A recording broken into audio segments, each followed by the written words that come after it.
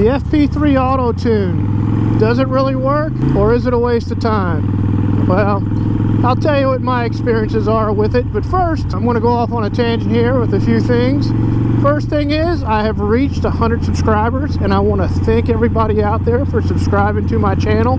I really do appreciate it. I think my actual number as of right now is 105 subscribers, so I am real excited about that. Like I said in earlier videos, I really didn't have very high expectations, but to reach 105 subscribers, I am extremely excited about it, and I want to thank all you all that have subscribed to my channel and watch my videos. On another note, I've not been able to get a lot of videos out here this week. It's been busy. Work's been busy and home's been busy, so I'm doing my best to get some stuff out there, so please guys, be patient. They are coming. This week, I'll tell you one of the big things that's taking a lot of time. My daughter's a senior this year, and she is getting ready to go to college. So my wife and I took her today on her first college visit. It was WKU, Western Kentucky University, down in Bowling Green. And to be honest, we were quite surprised. It's a very nice university. As a matter of fact, I took a little footage, so let's roll that beautiful B-roll now.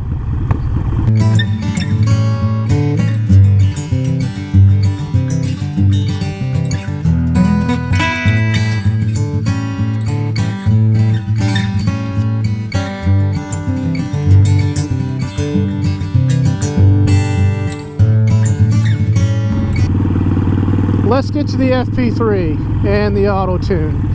I have used the Auto Tune numerous times with just exhaust changes, and I've used it with my Hammer 1275 conversion. And let's just start off by saying, when you run Auto Tune, your bike is going to run like shit. There are a lot of things that are turned off. For instance, your stop and go enrichment is turned off. So basically what that is, when you start your bike up, enrichment actually enriches the bike so it doesn't sputter until it gets to operating temperature. It's a computer controlled choke. That is turned off. So when you initially start your bike and you try to give it gas, it's going to act like it's going to stall and it doesn't want to go. That's just because that enrichment is turned off in Auto Tune. So if you let your bike warm up for a few minutes, it's going to act just fine. But it's not going to run well. The response is going to be sluggish. You're going to get some decel pop. You're going to get all these things. But you got to kind of work through that during the ride. Once when the bike warms up, a lot of that stuff does go away. So for you all that have an FP3, you know that you get a grid pattern, or this chart rather. And basically what it is, it's a throttle position and RPM chart. And what you're trying to do is to fill these cells in different throttle positions and different RPMs. And as you're riding in those specific areas, the computer is going to learn the values. It's either going to turn orange, meaning that it's partially learned that area, or green, that it has learned that area. Now with the orange, sometimes it may never turn green. And the reason being with that is, with the narrowband O2 sensors, it can only change the value so much. So if that value is outside of the parameters of what the narrowband O2 sensor can do, it can only take it so far. So how do we remedy that? Well, after you go on a ride, fill as many cells as you can, orange and green. When you get home, you have a option. You can either finish the Auto Tune or you can apply the Auto Tune. So when you apply the Auto Tune, basically what it does, it applies those values to those cells and it starts all over again. You're still in Auto Tune. So rule of thumb is I usually run Auto Tune 2 to 3 times before I finish it.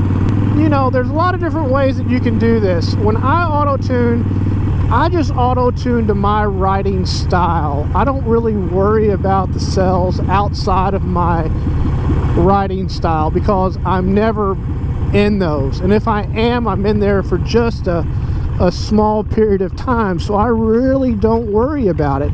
But for you all that really want to fill out the grid, you're going to have to get outside of your comfort zone in order to do it, because like I said, you got to go wide open throttle, you got to go through RPMs, your gearing, your speed, and in order to light up as much as that chart, as you can. You're gonna have to get outside of your comfort zone to do it. And to me, that's really just not worth it, because like I said, I'm never in there anyway. So it really doesn't matter to me. I just go out and ride like I normally do. I will get, you know, I will punch it up there a little bit more than I usually would, just to get, you know, in the area of my riding style. Other than that, that's what I do. And I go out and I do, like I said, 2 or 3 of them. I'll come home and I'll apply it. I'll run it again. And then when you run it again, basically what it's doing is that area that was orange, it's giving it another set of values that it could go through. So hopefully you can get those cells green. Sometimes you just can't. If not, you don't worry about it. But you do it 2 or 3 times, get it as, you know, as close as you can, and then after the 3rd ride you finish it.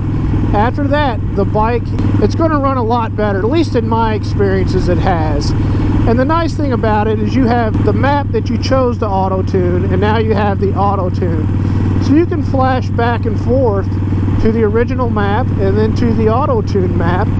You be the judge. But in my experiences, the auto-tune has always been better. Sometimes not drastically, but always better.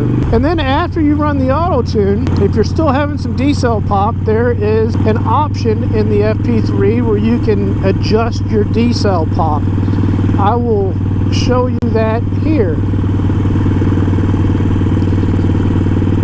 So basically what that screen's telling me, you got 3 different levels of D-cell pops. Mild, moderate, and just off the chart. So you can put that dial, if you have mild D-cell pop, to the first one, and then go ahead and flash it. And that's going to usually, more than likely, take care of most D-cell pop. But that's a cool option. So after you run auto-tune, or if you're just running a CAN map, and you have that D-cell pop you want to get rid of, that is an option you can go to. It doesn't do anything to the map except helps eliminate the D-cell pop. And it's very easy to do. It's just turn the wheel to the amount of D-cell pop you have and reflash your map, and you're good to go. So to wrap up, guys, in my experiences, the auto-tune does work. You're gonna have to live with the bike running a little sluggish and a little out of whack during auto-tune, but after you do that, the bike, in my experiences, runs a lot better. That's just my experience. Some other people have had different experiences. Every time I've run auto-tune, I've always been satisfied with the results. I hope this helped you out. If you had any questions about it, please leave them in the comments below.